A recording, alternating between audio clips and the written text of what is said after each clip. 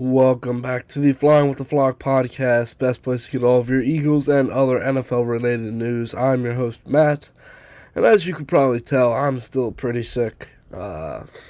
Still fighting what I had last week. So, again, we will be getting another short episode this week, recapping some of the top news stories and top games that I feel like will influence how the rest of this NFL season will play out as a whole moving into the playoffs. But before we jump right into it, if you all could leave a like and subscribe down below, that would be much appreciated. And yeah, let's just hop right into it. So the first game I'm going to touch on is obviously going to be the Eagles game. The Eagles really beat up on the Raiders 31-0. I was there in person. And it felt like 10 degrees in the stadium itself, like you couldn't feel your hands or your feet. And let's just say some people might have had the early stages of frostbite happening. But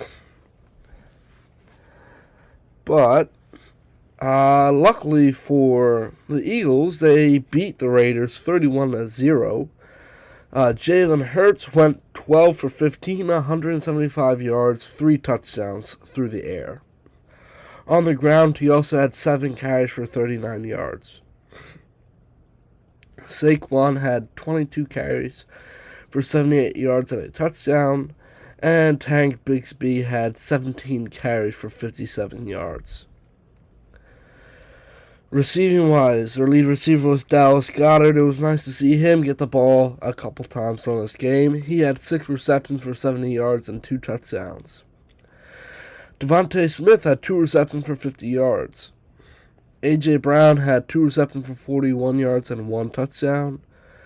And Darius Cooper had 2 receptions for 29 yards. Defense-wise, they were able to sack the quarterback quite a few times, getting after Kenny Pickett a whole 4 times. I believe Brandon Graham had 2 sacks on the day, his first sacks since coming back from retirement. And this defensive line just looked like a different animal today. Obviously, they were also able to pick off Kenny Pickett, that being Zach Bond. Read him so well, I was screaming it in the stadium, so they must have heard me at 100%. But Zach Bond just read Kenny Pickett like a book and intercepted the quarterback's pass to his star tight end. And we'll briefly go over some of the Raiders stuff. Kenny Pickett went 15 of 25, 64 yards, and 1 interception. Rushing, their lead rusher was Ashton Jeanty with 9 carries for 35 yards. Receiving, their lead receiver was Brock Bowers. He had 6 receptions for 28 yards. Jack Beck had 2 receptions for 17 yards, and Tyler Lockett had 2 receptions for 10 yards. And defensive-wise, they were able to get 1 sack on Jalen Hurts, but they were not able to force any form of turnovers by the Eagles offense. Ultimately, not slowing down this machine that was the Eagles team on Sunday. The Eagles defense obviously stepped up big today. They were a main reason why the Eagles offense was able to be set up closer to the 50-yard line than they were to their own end zone most of the times when they received the ball. The defense ultimately got after Kenny Pickett, and yes, it's not a good offense whatsoever. Yes, it's not their starting quarterback, but I don't give a shit. This defense looked like how it did late last year. The defensive line getting off the ball, getting to the quarterback, and just smashing him behind the line of scrimmage. And the secondary played lockdown too. So it's hard to complain about this defense this week. And same thing goes for this offense. This offense was very efficient. Hurts was finding the open receiver down the field. He wasn't afraid to take a risk or two, so he didn't play as conservative. And Kevin Patula wasn't afraid to continue to run the ball, even if it wasn't initially working. Eventually, Saquon Barkley, Tank Bigsby, and Jalen Hurts were all able to wear down on this Raiders defensive line, and which opened up holes for these running backs and quarterbacks to hit and then pick up the first down. Obviously, the Eagles were efficient passing, and that's half of the equation for them. They need to be dominant in the running game. But as of right now, they are efficient passing, and that's half of the goal. And I just want to note real quick that when Dallas Goedert gets involved in this offense at such a high level, where he's one of the lead receivers for the game, this offense is humming. I just want to put it out there that maybe we need to see more Dallas Goedert specific route combos to get him open, to allow this offense to open up a little bit more. Just something to look into for the future. And so with this win and a Cowboys loss on Sunday night, the Eagles are one step closer to winning the division back-to-back for the first time since the 2003-2004 season. Or seasons, plural. Obviously, the Cowboys have a 1% chance of making the playoffs now. They could be eliminated this week with an Eagles win and a Cowboys loss. And obviously, the Eagles are playing the Commanders on Saturday at 5 p.m. And the Cowboys are playing the Chargers on Sunday. So we could see a scenario where the Cowboys get eliminated from the playoffs, or at least the NFC East title, this week. But we'll come back to them when they're officially eliminated. Alright, so another big game that I wanted to touch on was Bills-Patriots. Briefly going over some of these stats, because the stats don't tell the full story here. Josh Allen, he went 19 of 28, 193 yards and 3 touchdowns through the air. Rushing, James Cook led the way. He had 22 carries for 107 yards and 2 touchdowns. Josh Allen also had 11 carries for 48 yards. Khalil Shakir led the receiving room. He had 5 receptions for 65 yards. Dawson Knox had 3 receptions for 37 yards and 2 touchdowns. And Dalton Kincaid had 3 receptions for 34 yards. And defensive-wise, they were able to intercept Drake May and sack him 3 times as a whole. Speaking of Drake May, he went 14 of 23, 155 yards, and 1 interception through the air. Rushing-wise, Trevion Henderson had 14 carries for 148 yards and 2 touchdowns on the ground. Drake May also had 4 carries for 43 yards and 2 touchdowns on the ground. Receiving, Mac Hollins led the charge with 4 receptions for 41 yards. Kayshon Boutte had 1 reception for 30 yards. And Ramondre Stevenson had 3 receptions for 27 yards. Defense-wise, they were able to sack the quarterback twice, but they weren't able to force any turnovers, which probably would have helped them stay in the game and stay ahead of the Bills.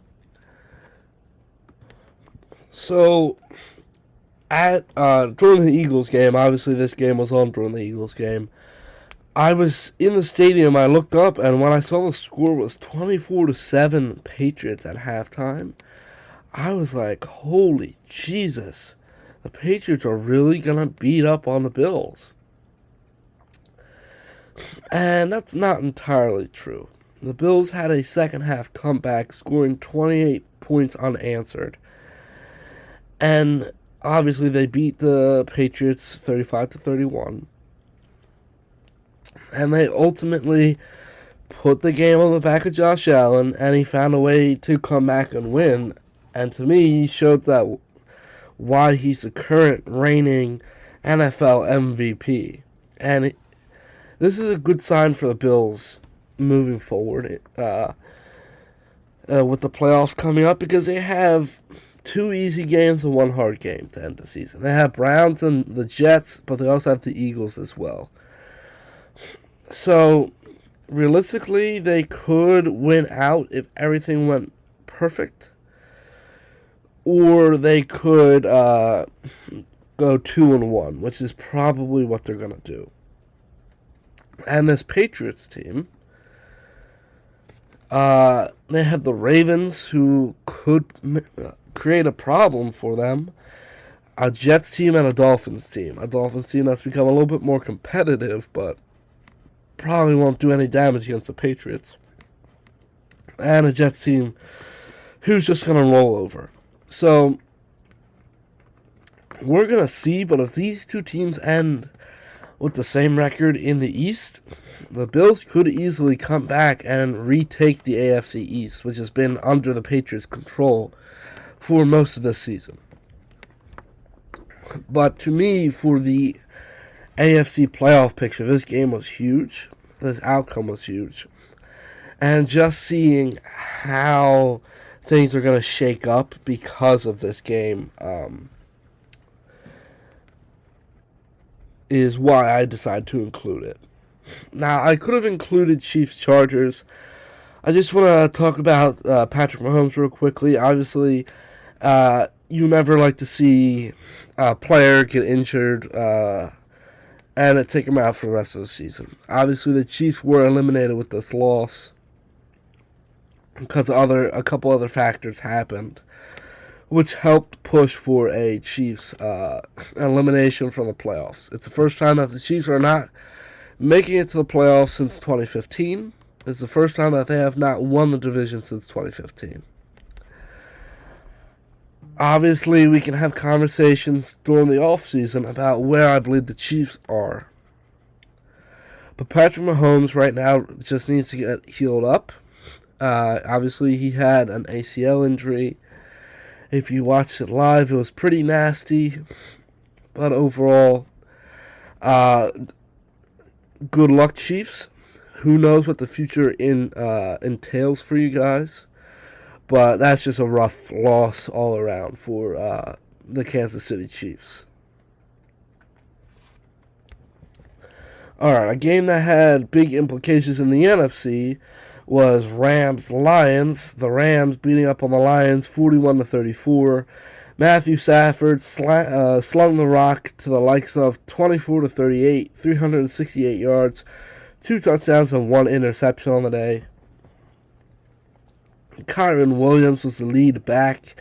He had 15 carries for 78 yards and 2 touchdowns. And Blake Corum had 11 carries for 71 yards and 1 touchdown. Receiving, Puka Nacua, he led the charge here. He had 9 receptions for 181 yards. Colby Parkinson had 5 receptions for 75 yards and 2 touchdowns. And Davante Adams had 4 receptions for 71 yards. We'll come back to Davante Adams in a second here. Defense. They were able to sack the quarterback once, but they weren't able to force any turnovers.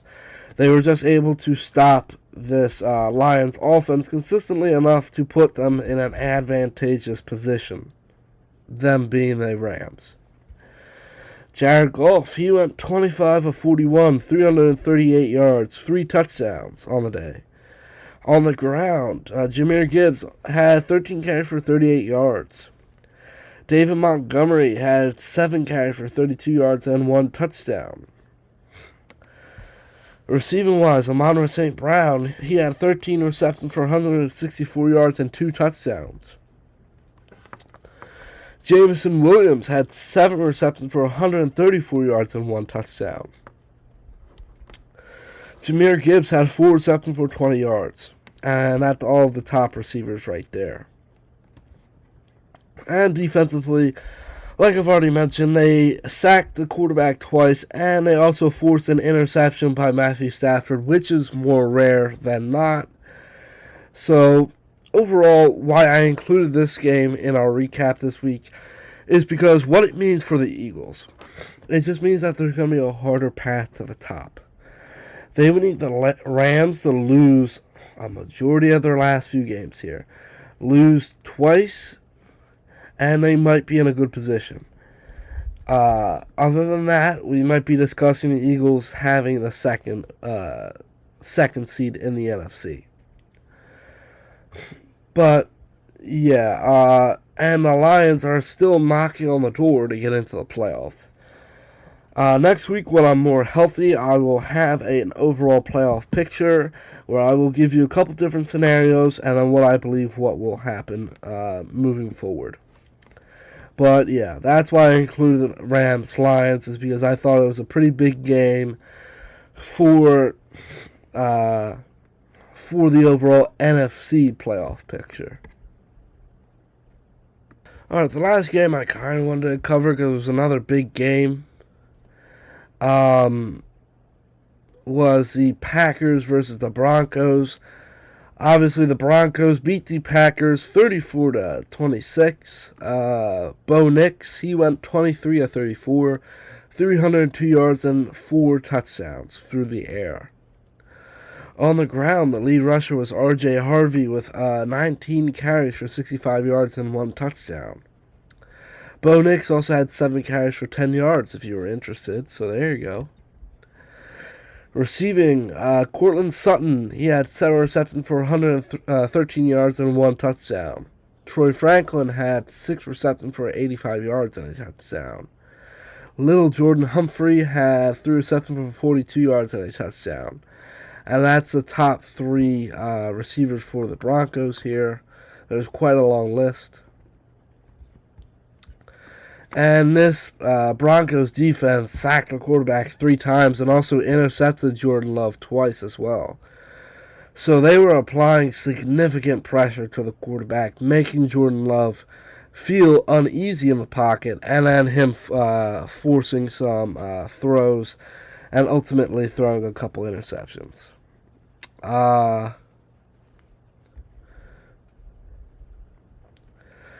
Moving over to the Packers now, Jordan Love, as we mentioned, he went 24 of 40, 276 yards, 1 touchdown, and 2 interceptions on the day. Josh Jacobs only had 12 carries for 73 yards and 1 touchdown. And Jordan Love himself had 3 carries for 29 yards. Receiving-wise, Matthew Golden, he had 3 receptions for 55 yards. Jaden Reed had 5 receptions for 55 yards. And Luke Musgrave had 4 receptions for 52 yards. Defense-wise, they were not able to sack the quarterback nor force any turnovers to make this a closer game. And in all honesty, this score really doesn't indicate how this game really was. The score makes it seem like it was closer than it actually was. But the Broncos just felt like they dominated the second half, and they didn't even allow the Packers to get close. Overall, this moved the Broncos up to the first seed in the AFC, meaning that the AFC playoffs, the road leads through Denver, which can be a challenge with the fans' high atmosphere and this defense that they have to go up against. But it's not impossible. Packers, this means that the Packers fell, I forget what seed they fell to.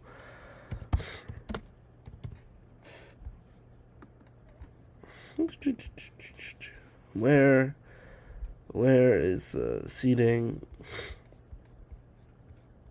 Okay, thank you for being AFC. We don't care about the AFC right now. Currently, the Packers are the 7th seed after being the 2nd seed. So, to me, and which also moved the Bears back in front of us. To me, it shows the fact that this NFC playoff picture is so unstable that even a loss in Week 18 could throw a team from the second seed all the way back down to the seventh seed, or even out of the playoffs, depending on how things play out. Uh, Obviously, there's a couple teams on the bubble outside of the playoff picture. We will get into that more next week when I have more time to plan for our Christmas special episode, kind of, maybe. But, yeah. Let's move on to our next thing. So, like I mentioned, there's a lot of injuries. We already talked about Pat Mahomes. Davante Adams, he pulled a hammy. That could be very important for the Rams moving forward in the playoffs, or towards the playoffs. The Packers lost Micah Parsons, which is huge for them. He's third in the NFL in sacks at 12.5. And so the fact that he's out with an ACL tear means that the Packers' road to the playoffs and to solidifying themselves as the whatever seed is not going to get any easier moving forward. And, yeah, so that's some of the major injuries that I feel like could impact things moving forward into the playoffs. Alright, next up and last off on this docket for this episode, we have the my predictions for this upcoming weekend. Obviously, this past weekend I went 10-6 on my picks, which is a lot better than I've been doing recently, putting my overall picks of the season at 143-80 so far. So, let's hop right into it, shall we? On Thursday Night Football, we have the Los Angeles Rams versus the Seattle Seahawks. I'm going to take the Rams here with a close score of 31-27. I feel like this Rams team is probably head and shoulders above the Seahawks team due to the fact that Sam Darnold has been pretty shaky and this entire offense has been pretty shaky for the Seahawks. Unless this defense shows up and just creates so many turnovers that it's not even funny, I don't really see the Seahawks pulling this one out. So give me the Rams on Thursday Night Football, 31-27. Next up, we have the Eagles versus the Commanders. Give me the Eagles in another blowout victory similar to what they just had against the Raiders, 38-10 over the Commanders. Packers Bears. Give me the Bears. I think the Bears are going to find a way to win, and then I think they're going to find a way to kind of rub it back in Matt LaFleur's face for the comments that he made after the last Packers-Bears game. So give me the Bears finding a way to win at home against a banged-up Packers team and a deflated Packers team. Give me the Bears 38-24. Bills-Browns. Give me the Bills beating the Browns with a pretty significant score of 35-7. But Myles Garrett does break the all-time sack record during this game. That's my prediction. Chargers-Cowboys. Give me the Chargers. I just feel like they have the more momentum. Yes, the Cowboys are fighting for their life right now, but the Chargers, I feel like, have the momentum, know that they're still in the running for the AFC West still, if things go right for them, and also they know that they could be a top wildcard seed and take on a team like the Steelers moving on into the playoffs. So give me the Chargers eliminating the Cowboys from the playoffs. Chiefs-Titans? This one's a little bit tricky. Give me the Chiefs. I still feel like this defense is going to beat up on the Titans, but it's going to be a way closer than people think. I think the score is going to be 20-17, Titans, and it shows you how much Patrick Mahomes does for this offense. So give me the Chiefs over the Titans, 20-17. Saints-Jets. The Saints have a lot of momentum coming into this game, surprisingly. Sitting at 4-10 on a 2-game winning streak. Give me the Saints beating the Jets here in a close battle. It's a battle of a defensive-minded head coach versus an offensive-minded head coach in Aaron Glenn and Kellen Moore, respectfully. So give me the Saints. What's a fair score? 28-14. Next up, we have Vikings-Giants. Giants looked abysmal last week and the week before that.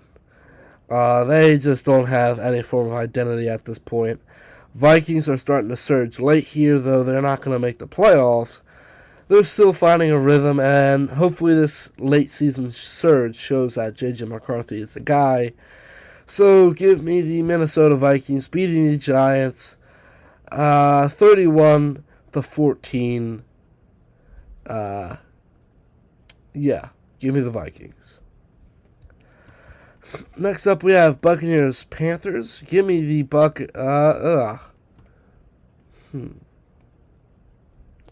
Give me the Panthers. I think the Panthers find a way to win and find a way to beat the Buccaneers in this first matchup of the season.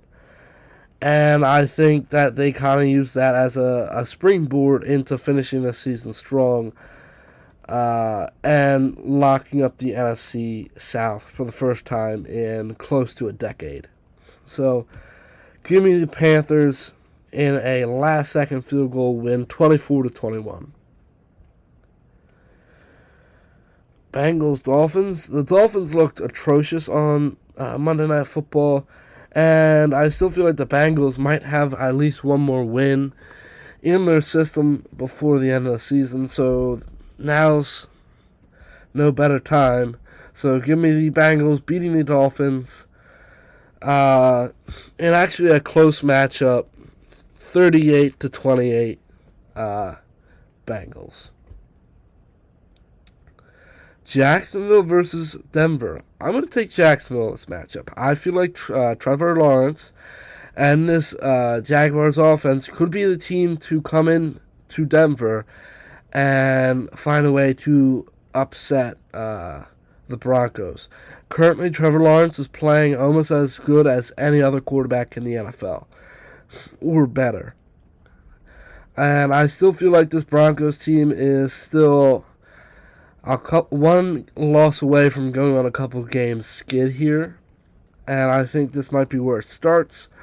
So give me the Jaguars and this Jaguars defense and offense upsetting this Broncos team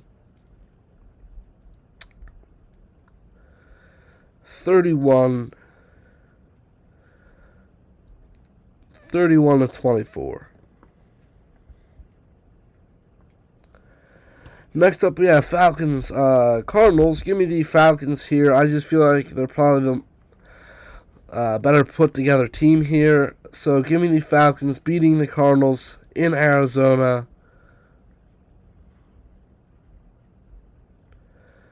Uh, 28-10.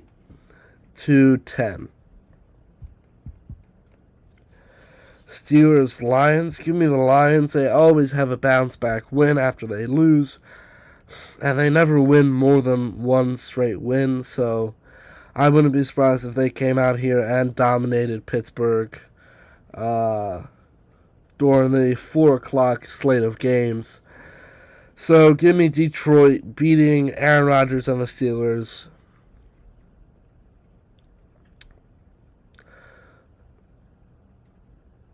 38-31.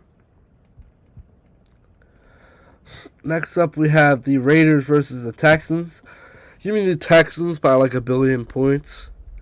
But on a serious note, give me the Texans, and it's going to be another shutout. until the Texans pull their starters. What can I do? What's a good score for this one? 42-17. 42-17. Patriots, Ravens. Give me the Ravens. I think they're still hunting for that AFC North title, and they're going to find a way to upset this Patriots team, which has already taken a stumble. So give me Lamar and the Ravens beating Drake May, and the Patriots on Sunday Night Football with a score of 27-17.